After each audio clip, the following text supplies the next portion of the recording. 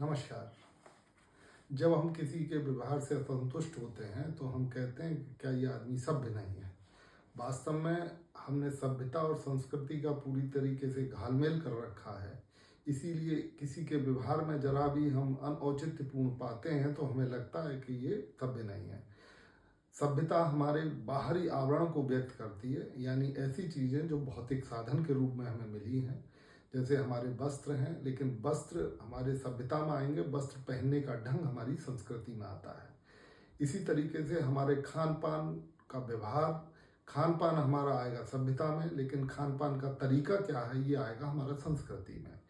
हमारी हमारी जो इनविजिबल चीज़ें हैं, हमारी जो अदृश्य व्यवहार है वो हमारा संस्कृति में आता है, और जो हमारा बाहरी आवरण है, जो हमारा दिखती हुई भौतिक चीज़ें हैं, वो हमारी सभ्यता में आती हैं।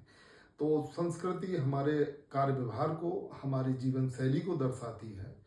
और इससे आगे एक बात और जाती है कि सांस्कृतिक सापेक्षता जिसको बोलते हैं, यानी कोई संस्कृति किसी भी दूसरी संस्कृति से ऊंच या नीच नहीं होती, उच्च या निम्न या श्रेष्ठ नहीं होती, बल्कि दोनों ही संस्कृतियां अपने समुदाय के लिए, अपने समाज के लिए श्रेष्ठ होती हैं, क्योंकि उनका आकार उनके व्यवहार से जन्म लेता है, और उनका व्यवहार वही होता है जो उन्हें परिस्थितियों के अनुकूल मिलता है। तो कोई भी संस्कृति किसी दूसरी संस्कृति से ना तो उच्च होती है ना निम्न होती है, बल्कि वो अपने लिए श्रेष्ठतम मानी जाती हैं। धन्यवाद।